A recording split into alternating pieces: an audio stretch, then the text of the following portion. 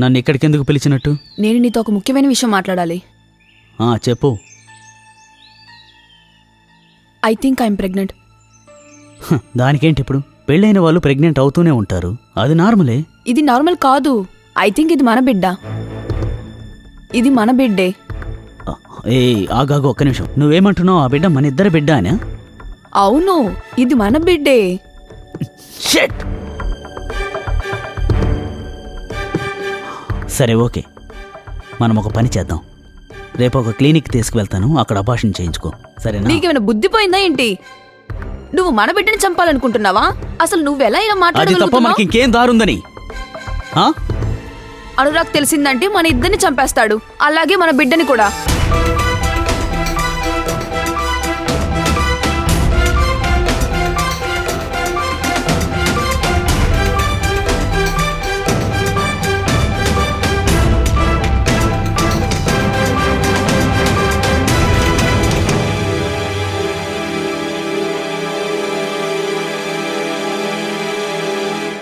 I think మనం అతన్ని చంపేద్దాం.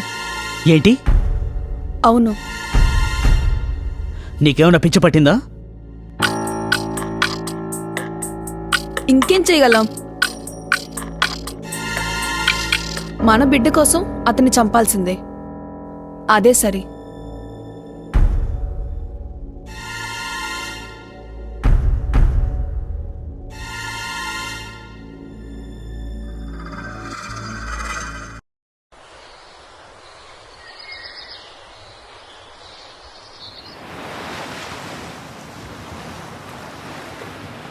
My dear baby, good morning. ఎక్కడున్నావు? Good morning darling. ఈ విషయం చెప్పడానికే కాల్ చేశాను. ఇవాళ నేను రాలేనే. ఏంటి రావా? దానికేంటి అర్థం? అంటే రావాలనుకున్నాను, కాకపోతే ఆఫీస్లో చాలా పనులున్నాయి. బాస్ ఏమో 2 రోజులు ఇక్కడే ఉండి పనిచేయమని చెప్పేశారు.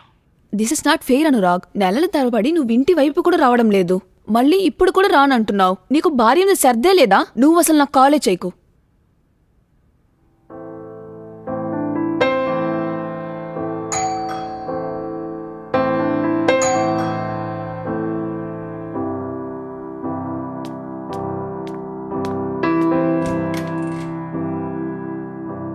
అనురాగ్, నువ్వా?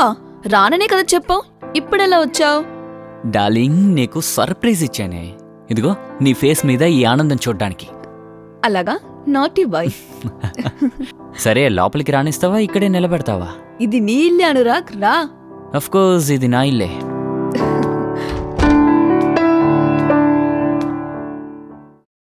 సుహానా ఒంటరితనం తనని బాధపట్టింది.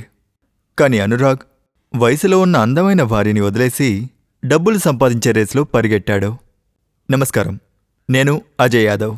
క్రైమ్ సిరీస్లోని ఈ కొత్త ఎపిసోడ్కి మీ అందరినీ ఆహ్వానిస్తున్నాను.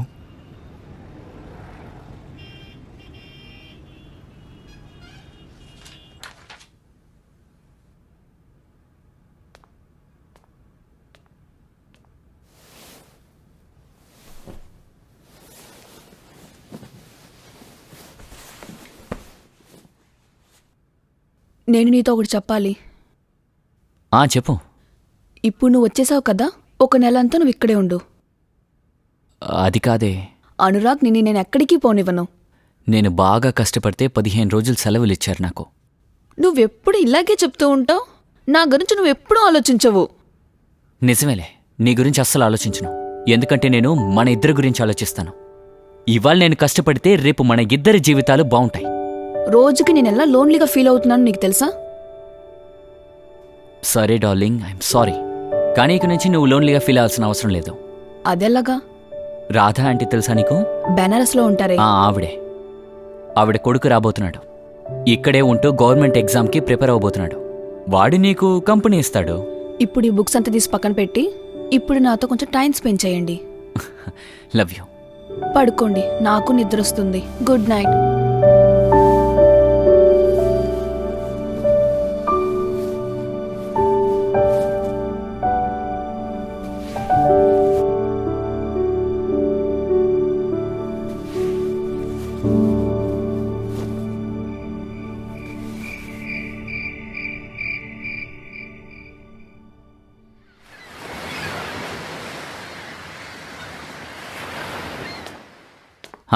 కూర్చో కూర్చో.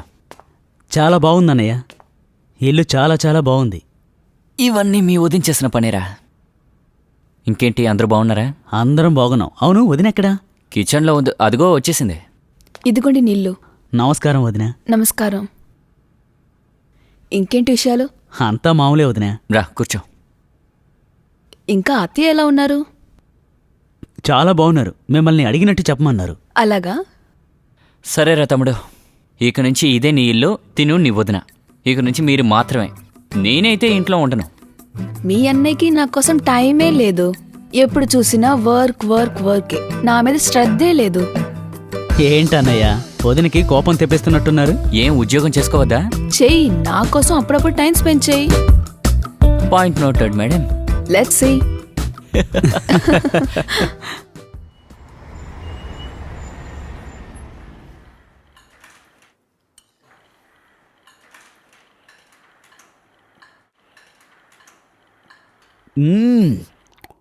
అనయ్య, మీరు నిజంగా చాలా లక్కీ. ఎందుకురా? మీకు బాగా వంట చేసి పెట్టే భార్య దొరికిందన్నయ్య. అది నిజమే. నేను ఈ విషయాన్ని ఖచ్చితంగా ఒప్పుకుంటానురా. ఇదిగో చపాతీ వేసుకో. అయ్యో వదినా, వద్దు వద్దు, ఇప్పటికే చాలా ఎక్కువైంది. తిను, నీకేం కాదులే.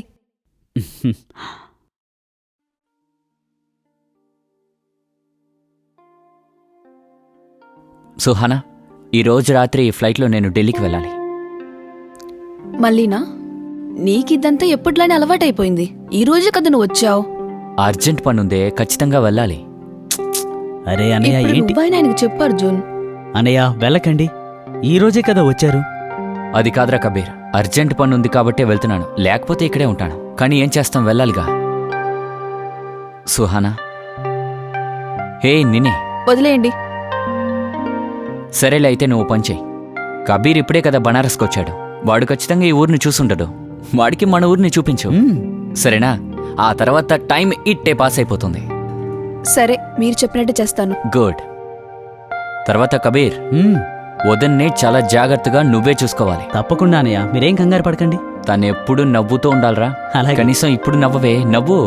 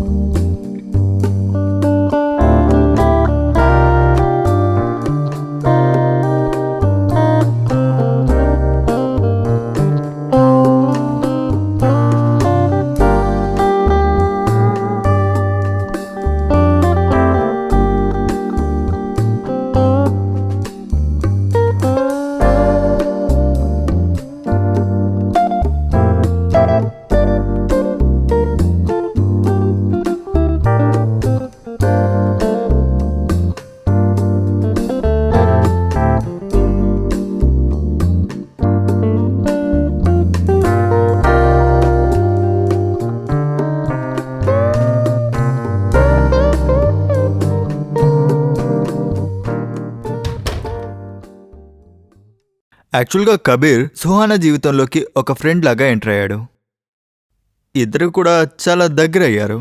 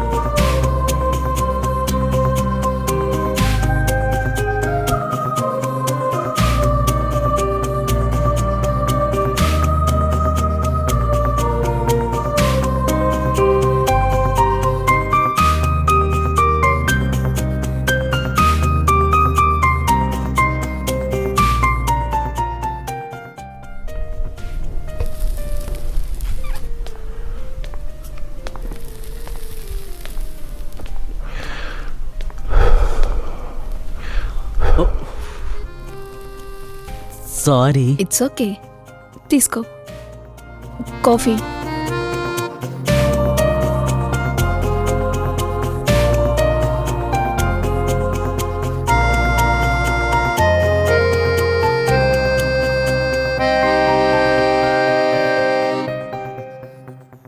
కబీర్ ఇంకా సుహానా ఇద్దరు వయసులో ఉన్నవాళ్లే. ఇకపోతే ఇద్దరు ఏ తప్పునైతే చేయకూడదో ఆ తప్పుని వాళ్ళు చేశారు.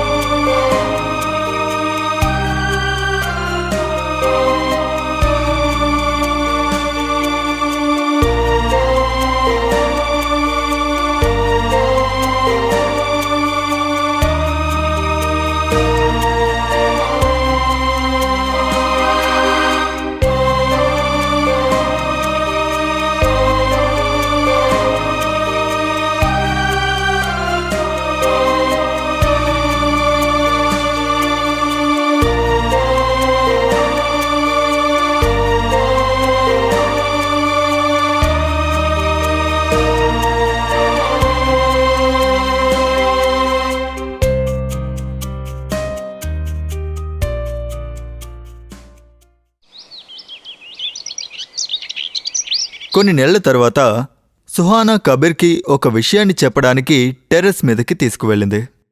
ఆ తర్వాత ఏం జరిగిందో చూద్దాం పదండి. నన్ను ఇక్కడికెందుకు పిలిచినట్టు? నేను నీతో ఒక ముఖ్యమైన విషయం మాట్లాడాలి. చెప్పు. I think I'm pregnant. దానికేంటి ఇప్పుడు? పెళ్ళైన వాళ్ళు ప్రెగ్నెంట్ అవుతూనే ఉంటారు, అది నార్మలే. ఇది నార్మల్ కాదు. ఐ థింక్ ఇది మన బిడ్డ. ఇది మన బిడ్డే.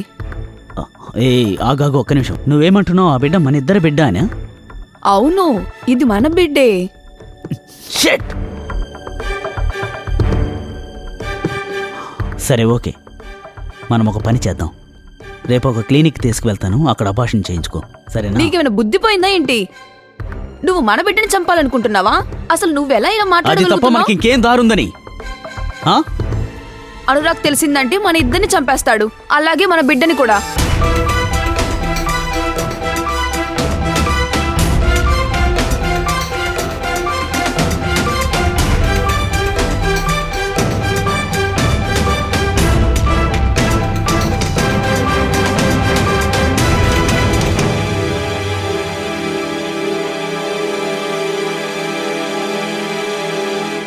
ఐ థింక్ మనం అతన్ని చంపేద్దాం. ఏంటి? అవును. నీకేమన్నా పిచ్చి పట్టిందా? ఇంకేం చేయగలం? మన బిడ్డ కోసం అతన్ని చంపాల్సిందే, అదే సరి.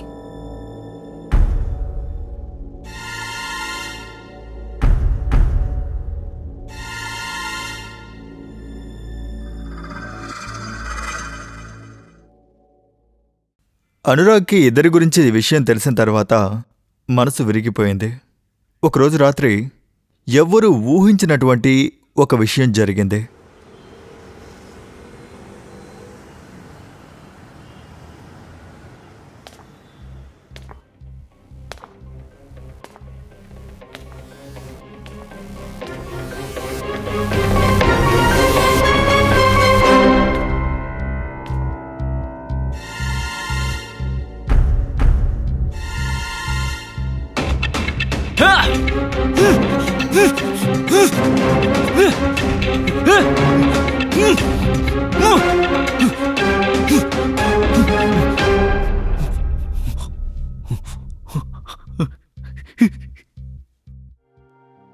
ఒకవేళ తప్పు సుహానదైతే అనురాగ్ కూడా నేరస్తుడే.